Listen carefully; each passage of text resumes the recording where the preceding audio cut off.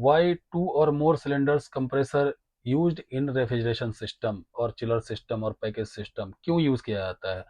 दो सिलेंडर या उससे ज्यादा सिलेंडर का, लेकिन एक दो सिलेंडर या एक सिलेंडर अगर आप बोलेंगे तो उसमें दो पिस्टन होता है, ये आपको याद रखना है। तो दो सिलेंडर या उससे ज्यादा सिलेंडर का कंप्रेसर क्यों यूज किया जाता है? हेलो एवरीवन, कैसे हैं आप लोग? उम्मीद है आप लोग अच्छे होंगे। तो दोस्तों, ये जो रेफ्रिजरेशन एंड एयर कंडीशनिंग का जो थ्योरी है, ये आप लोगों के लिए जानना बहुत ज़रूरी है, क्योंकि कभी भी आप एचवीएसी टेक्नीशियन में काम करेंगे या एचवीएसी इंजीनियर में काम करेंगे या आप एचवीएसी मैकेनिकल में करेंगे, इलेक्ट्रिकल में करेंगे, एचवीएसी से रिलेटेड कोई भी काम होगा, चाहे वो चिलर होगा, चिलर प्लांट होगा, या फिर आपका पैकेज एसी होगा, या एएचयू होगा, या एफसीयू होगा, या स्प्लिट एसी का कुछ भी है, ये सब कुछ आपको जानना चाहिए। तो इसके लिए अगर आप आईटीआई करते हैं तो आईटीआई में आपको रेफ्रिजरेशन एंड एयर कंडीशनिंग का कोर्स करना पड़ेगा, जो 2 साल का होता है। और अगर आप डिप्लोमा करेंगे तो डिप्लोमा में 3 साल का आपको कोर्स करना पड़ेगा, और बीटेक वगैरह एमटेक उसमें मैकेनिकल कोर्स आपको करना पड़ेगा एचवीएसी के लिए। तो बहुत बहुत सारे कोर्सेज हैं जो आप कर सकते हैं। तो दोस्तों, चाहे वो प्रैक्टिकल हो या थ्योरी हो, तो दोनों वीडियोस मैं बनाता हूँ। साइट पे जाके प्रैक्टिकल वीडियोस भी बनाता हूँ, और आईटीआई के बुक से आप लोगों को थ्योरी भी बताता हूँ, क्योंकि ये बेस है। यहाँ से आप शुरू करेंगे तो आपके लिए अच्छा रहेगा। तो इसलिए अक्सर मैं कुछ पार्ट बाय पार्ट थ्योरी बनाता हूँ, और जो हमारा प्रैक्टिकल है वो साइट पे जाके मैं आपको चिलर के बारे में, एचयू के बारे में, एफसीयू के बारे में, पैकेज एसी के बारे में, और जो हमारा स्प्लिट एसी है, डक्टेबल स्प्लिट है, ये सब के बारे में हमेशा वीडियो बनाता रहता हूँ। तो आप अपनी शुरुआत करें। अगर आप नए हैं तो आप शुरुआत करें, और अगर आप काम जानते हैं तो आपको इंटरव्यू में भी तैयारी करने में आसानी होगी, क्योंकि एचवीएसी का इंटरव्यू जो आप कहीं भी देने जाएंगे तो उसमें क्वेश्चन आंसर जो आपसे पूछे जाते हैं वो सारे हमारे वीडियो से मैच करेंगे। तो इसलिए आपको हमेशा के लिए मेरे चैनल के साथ जुड़ जाना है। तो आप लोगों को कुछ नहीं करना है, बस यही छोटा सा काम करना है। अगर वीडियो अच्छी लगे तो वीडियो को लाइक करना है, और चैनल को सब्सक्राइब करना है, और बेल नोटिफिकेशन पे क्लिक करके ऑल पे सेलेक्ट करना है। बस इतना ही करना है। अपने दोस्तों के साथ भी शेयर करना है, क्या पता उन्हें भी इसकी जरूरत हो। तो बस इतना ही काम करना है। तो दोस्तों, मैंने जो पिछले वीडियो में आपको बताया था कंप्रेसर चलने के बारे में, ये थ्योरी की बात कर रहा हूँ मैं। कंप्रेसर कैसे चलता है वो मैंने सारी आपको डिटेल दी थी थ्योरी में। अभी मैं फिर कंप्रेसर के बारे में ही, क्योंकि थोड़ा थोड़ा करके मैं स्टार्ट करता हूँ, तो थोड़ा थोड़ा करके आप लोगों को बताता हूँ, और थोड़ा थोड़ा करके ही आप लोग सीखें तो आप लोगों के लिए अच्छा है। तो कंप्रेसर कैसे चलता है, कैसे कंप्रेसर अपना काम करता है, क्योंकि एक छोटा सा पार्ट, सिर्फ आप कंप्रेसर नहीं, आप कोई और भी चीज ले ले, जैसे एक्सपेंशन वाल्व, तो इसका बहुत बड़ा रोल होता है कंप्रेसर का एचवीएसी में। तो कंप्रेसर बड़ा चीज है, लेकिन फिर भी आप छोटी छोटी चीज को भी लेंगे तो उसका भी बहुत सारे उसके काम होते हैं। तो इसके लिए उसमें समझने की काफी हमें जरूरत होती है। तो आज मैं इसी के बारे में बताऊंगा, कंप्रेसर कैसे कैसे काम करता है और कहाँ कहाँ पे क्या फंक्शन। तो दोस्तों, कहीं भी अगर आप जा रहे हैं, चाहे वो एचवीएसी का इंटरव्यू देने के लिए जा रहे हैं, चाहे आप चिलर टेक्नीशियन के लिए इंटरव्यू देने जा रहे हैं, एचवीएसी टेक्नीशियन का इंटरव्यू देने जा रहे हैं, या एसी टेक्नीशियन का इंटरव्यू देने जा रहे हैं, चाहे आप इंजीनियर का इंटरव्यू देने जा रहे हैं, या मैकेनिकल टेक्नीशियन का इंटरव्यू देने जा रहे हैं, कहीं भी आप जा रहे हैं, तो ये याद रखें कि ये क्वेश्चन आंसर आपको काम आएगा, और यही क्वेश्चन आंसर आपको याद करके जाना है। और वो जरूर, क्योंकि मैं भी बहुत सारे इंटरव्यू दे चुका हूँ, और मैं भी अभी गल्फ में हूँ। तो ऐसे इंटरव्यूज मैंने फेस किए हैं, और मुझे मालूम है कि कौन कौन से क्वेश्चन आते हैं। इसलिए मैंने, मेरे दिल में ये आया कि हमारे जैसे बहुत सारे दोस्त होंगे, हमारे भाई होंगे जो जाना चाहते होंगे लेकिन नहीं जा पाते होंगे, कई बार इंटरव्यू फेस नहीं कर पाते हैं, कई बार वो इंटरव्यू में फेल का सामना करना पड़ता है, तो उन्हें ये नौबत ना आए, उन्हें ये परेशानी। इसलिए मैं आप लोगों के लिए वीडियो बनाता हूँ। तो इसलिए आपको बिल्कुल सीखना है, समझना है, याद करना है, तभी इंटरव्यू में जाना है, और बिल्कुल आप पास होंगे। तो जितने भी मैं एपिसोड में वीडियो बनाता हूँ पार्ट बाय पार्ट, वो सब वीडियो आपको देखना है। थोड़ा थोड़ा 5 मिनट डेली देखेंगे तो आपको बहुत सारी चीजें याद हो जाएंगी, आपके दिमाग में बस जाएंगी। और एक बार से अगर आपको समझ में नहीं आता है तो दोबारा आप देखें, फिर आपको अगर फिर भी समझ में नहीं आता तो कहीं कॉपी में आप उसको नोट कर लें। तो दोस्तों, सबसे पहला जो मेरा क्वेश्चन है वो ये है, how does a reciprocating compressor work? Reciprocating compressor कैसे काम करता है? तो इसमें दो तरह के स्ट्रोक होते हैं, एक डाउनवर्ड स्ट्रोक, एक अपवर्ड स्ट्रोक। तो जब हमारा पिस्टन है रेसिप्रोकेटिंग मोशन में मूव करता है, मतलब ऊपर से जब नीचे आता है, डाउनवर्ड में आता है, तो सक्शन रीड वाल्व आप लोग जानते होंगे, वहां से ये गैस को खींच देता है सक्शन वाल्व से। अपवर्ड स्ट्रोक जो है वो गैस को कंप्रेस करता है और डिस्चार्ज के थ्रू डिस्चार्ज करता है, डिस्चार्ज लाइन के थ्रू उसको डिस्चार्ज करता है गैस को कंप्रेस करके। तो इससे हमारे दिमाग में एक और बात आती है कि कंप्रेशन के बाद क्या होता है, what happen after compression of gas, क्या होता है कंप्रेशन हो जाने के बाद गैस का। तो गैस का क्या होता है दोस्तों, हाई प्रेशर हाई टेम्परेचर में वो चेंज हो जाता है। उसके बाद वो लोग पूछ सकते हैं why is necessary of compressing the gas, gas को कंप्रेसिंग करने की क्या ज़रूरत है, क्यों ज़रूरी है। तो ये बात वो लोग पूछ सकते हैं और हमारे दिमाग में भी है कि हाँ भाई कंप्रेस तो कर रहा है कंप्रेसर, लेकिन क्यों ज़रूरी है। तो क्वेश्चन से ही दोस्तों क्वेश्चन बनता है। तो आप एक आंसर करेंगे उसी से वो दूसरा क्वेश्चन भी कर सकता है, एक ही क्वेश्चन से दूसरा क्वेश्चन निकलता है। तो ये बात सही है, क्यों ज़रूरी है कंप्रेशन ऑफ गैस, गैस का कंप्रेसिंग क्यों ज़रूरी है। दोस्तों ये इसलिए ज़रूरी है, इसका आंसर है इसलिए ज़रूरी है क्योंकि जो हमारा कंप्रेसिंग गैस कंप्रेसिंग है ये हेल्प करता है कंडेंसिंग में, गैस का कंडेंसिंग करने में ये हेल्प करता है। तो इसमें सूटेबल टेम्परेचर और प्रेशर चाहिए इसको कंडेंसिंग करने के लिए, क्योंकि आप लोग जानते हैं कंडेंसिंग करने के लिए हमारा हाई प्रेशर हाई टेम्परेचर जब होगा तो वो लिक्विड में चेंज होता है। तो दोस्तों यहीं से क्वेश्चन से फिर एक और क्वेश्चन बनता है और ये बुक में है, ये मैं खुद से नहीं बना रहा हूँ, ये बुक में है कि how the reciprocating compressor raise temperature and pressure of gas.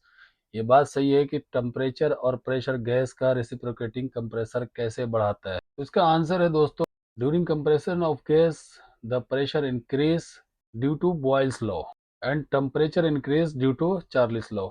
तो ये सारे बॉयल्स लॉ हैं और चार्लिस लॉ है। आप लोग जानते हो कि एसी का निर्माण किसने किया था, तो उसी से ये मिलता जुलता है, आप लोगों को समझ में आ गया होगा। दोस्तों हमारा जो अगला क्वेश्चन है, why a compressor equipped with piston and cylinder is called reciprocating compressor. तो जो पिस्टन और सिलेंडर के साथ कंप्रेसर जो बना हुआ है उसको रेसिप्रोकेटिंग कंप्रेसर क्यों बोलते हैं। तो दोस्तों इसका सरल आंसर है, बिल्कुल आसान आंसर है कि जो पिस्टन है हमारा कंप्रेसर के अंदर में रेसिप्रोकेटिंग मोशन में मूव करता है, चलता है, इसलिए उसको रेसिप्रोकेटिंग कंप्रेसर बोला जाता है।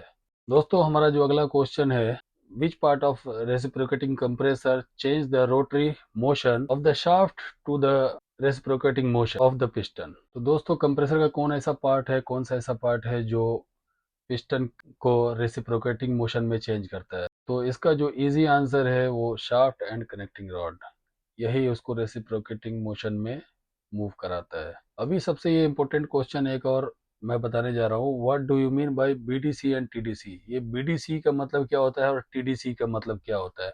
ये मैकेनिकल से भी रिलेटेड है, जो जो लोग मैकेनिकल काम सीखना चाह रहे हैं जो एचवीएसी में, वो लोग भी इसको देखेंगे तो उनके लिए ज़्यादा फायदा है। तो दोस्तों जब पिस्टन हमारा सिलेंडर के बॉटम में जाता है, मतलब सिलेंडर के नीचे की तरफ जब आता है, जब चलता है, जब हमारा क्रैंकशाफ्ट से पिस्टन घूमता है तो कनेक्टिंग रॉड के थ्रू, तो जब हमारा पिस्टन नीचे की तरफ आता है बॉटम ऑफ सिलेंडर, तो इसको बोला जाता है बीडीसी, मतलब बॉटम डेड सेंटर।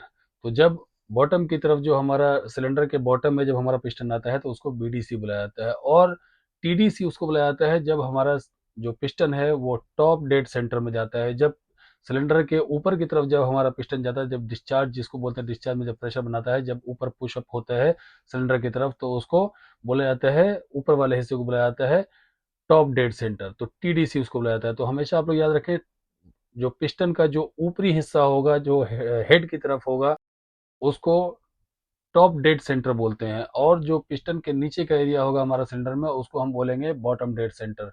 तो इसका मीनिंग आप बिल्कुल क्लियर समझ गए होंगे। जो अगला क्वेश्चन है दोस्तों ये है, what is the stroke of piston, piston का स्ट्रोक क्या होता है। तो इसका दोस्तों आंसर है the distance covered by the piston from TDC to BDC और बीडीसी टू टीडीसी। जो डिस्टेंस उसने कवर किया है टॉप डेड सेंटर से बॉटम डेड सेंटर तक, जो पिस्टन ने डिस्टेंस कवर किया है उसको बोला जाता है स्ट्रोक ऑफ द पिस्टन। दोस्तों अगला जो हमारा क्वेश्चन है, what is the suction stroke. तो दोस्तों इसका जो आंसर है, when the piston move from TDC to BDC and suck gas from suction valve, it called suction stroke। दोस्तों आप लोगों को समझ में आया होगा कि जब हमारा जो पिस्टन है वो टीडीसी मतलब टॉप डेड सेंटर से बॉटम डेड सेंटर की तरफ जाएगा, सक्शन रीड वाल्व से जब गैस को शक करेगा तो उसको बोलते हैं सक्शन स्ट्रोक। दोस्तों अगला जो हमारा क्वेश्चन है, what is the compression stroke. दोस्तों इसका जो आंसर है, जब हमारे कंप्रेसर के अंदर जो पिस्टन है वो जब बीडीसी से टीडीसी की तरफ मूव करेगा, मतलब बॉटम डेड सेंटर से जब टॉप डेड सेंटर की तरफ जब मूव करेगा तो वो गैस का कंप्रेस करेगा, गैस को कंप्रेस करेगा, तो उसको हम बोलते हैं कंप्रेशन स्ट्रोक। दोस्तों अगला जो हमारा क्वेश्चन है वो ये है, what would be position of the suction valve when the discharge valve is open on the cylinder of A reciprocating compressor. तो जब हमारा डिस्चार्ज वाल्व रेसिप्रोकेटिंग कंप्रेसर में जो हमारा सिलेंडर है उसमें डिस्चार्ज वाल्व ओपन रहेगा तो सक्शन वाल्व का क्या पोजीशन रहेगा। तो हमारा सक्शन वाल्व उस टाइम क्लोज रहेगा जब डिस्चार्ज वाल्व ओपन रहेगा। दोस्तों जो अगला मेरा क्वेश्चन है वो ये है कि what is the mean of clearance pocket. ये कंप्रेसर के अंदर ही है, क्लियरेंस पॉकेट क्या होता है। दोस्तों इसका जो आंसर है, जो हमारा पिस्टन होता है, पिस्टन के ऊपर और वाल्व प्लेट के नीचे जो एरिया होता है उसको हम लोग क्लियरेंस पॉकेट बोलते हैं। एक और इससे क्वेश्चन बनता है और इसके आगे का क्वेश्चन है, what happen if clearance pocket increased और डिक्रीज्ड। क्या होगा अगर हमारा क्लियरेंस पॉकेट को इंक्रीज किया जाए या डिक्रीज किया जाए। तो दोस्तों ये क्लियरेंस पॉकेट मिनिमम होना चाहिए। अगर ये छोटा रहेगा तो हमारा जो वाल प्लेट है उसके ऊपर इससे झटका लगेगा और मैकेनिकल फॉल्ट आएगा और ये टूट जाएगा। इसके लिए जो हमारा क्लियरेंस पॉकेट है वो सही होना चाहिए। और अगर क्लियरेंस पॉकेट ज़्यादा रहेगा तो ये कंप्रेसर का वॉल्यूमेट्रिक एफिशिएंसी कम कर देगा, मतलब गैस को कंप्रेस कम करेगा। तो अगला क्वेश्चन है दोस्तों कि how the clearance pocket can be increase और डिक्रीज, कैसे इसको बढ़ाया या घटाया जा सकता है। वॉल प्लेट और सिलेंडर ब्लॉक के बीच में अगर मोटा गैसकेट लगाएंगे तो इसका क्लियरेंस पॉकेट बढ़ जाएगा और अगर उसमें गैसकेट पतला लगाएंगे तो उसका क्लियरेंस पॉकेट कम हो जाएगा। तो ये हम लोगों को करने की ज़रूरत नहीं है, लेकिन फिर भी बुक में बताया गया है, इसलिए आपसे ये सब क्वेश्चन आ सकता है तो आपको बताना चाहिए। दोस्तों अगला जो हमारा क्वेश्चन है, why two or more cylinders compressor used in refrigeration system और चिलर सिस्टम और पैकेज सिस्टम, क्यों यूज़ किया जाता है। दो सिलेंडर या उससे ज़्यादा सिलेंडर का, लेकिन दो सिलेंडर या एक सिलेंडर अगर आप बोलेंगे तो उसमें दो पिस्टन होता है, ये आपको याद रखना है। तो दो सिलेंडर या उससे ज़्यादा सिलेंडर का कंप्रेसर क्यों यूज़ किया जाता है। दोस्तों इसका जो हमारा आंसर होगा, two cylinder or more cylinder compressor can compress a large quantity of gas in compact space without much loss of efficiency. दोस्तों आप लोग समझ गए होंगे कि दो सिलेंडर और उससे ज़्यादा सिलेंडर का कंप्रेसर क्यों यूज किया जाता है, क्योंकि लार्ज क्वांटिटी में गैस अगर हमें कंप्रेस करना है तो उसमें हमारा काम आएगा और ये कंप्रेसर स्मूथ भी चलता है और एफिशिएंसी लॉस भी कम होता है। तो इससे क्या होगा कि जो बड़े बड़े इसके आप मतलब ये समझ सकते हैं कि बड़े बड़े प्लांटों में, चिलर प्लांट में और पैकेज एसी में, जो कि बहुत बड़ा बड़ा प्लांट है, उन सब में ये कंप्रेसर यूज़ किया जाता है। बहुत सारे पैकेज यूनिट में चार चार सिलेंडर के कंप्रेसर लगे हुए हैं, बहुत सारे चिलर में चार चार सिलेंडर, छः छः सिलेंडर के कंप्रेसर लगे हुए हैं।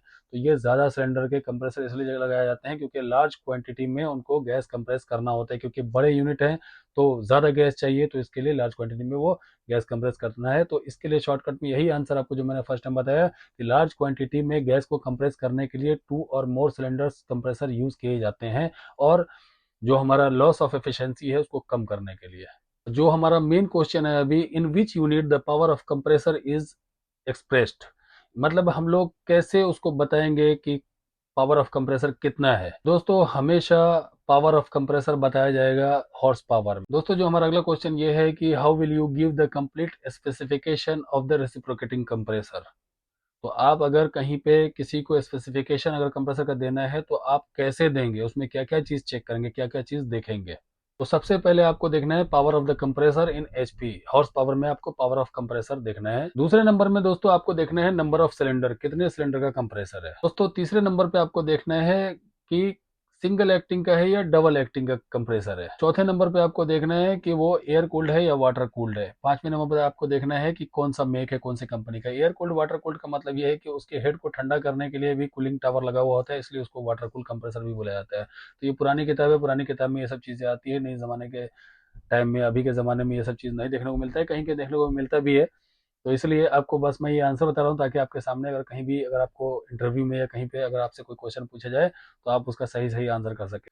तो दोस्तों आप लोगों को मेरी वीडियो कैसी लगी कमेंट करके ज़रूर बताएं। अगर वीडियो अच्छी लगी हो तो वीडियो को ज़रूर लाइक कर दें और चैनल को सब्सक्राइब कर दें और बेल नोटिफिकेशन पे क्लिक करके ऑल पे सेलेक्ट कर दें। अपने दोस्तों के साथ भी शेयर करें क्योंकि हो सकता है उन्हें भी इससे हेल्प हो जाए। तो दोस्तों जल्द ही मिलता हूँ मैं नेक्स्ट वीडियो में। अभी तक के लिए बस इतना ही। Thank you very much for watching my video. Bye bye.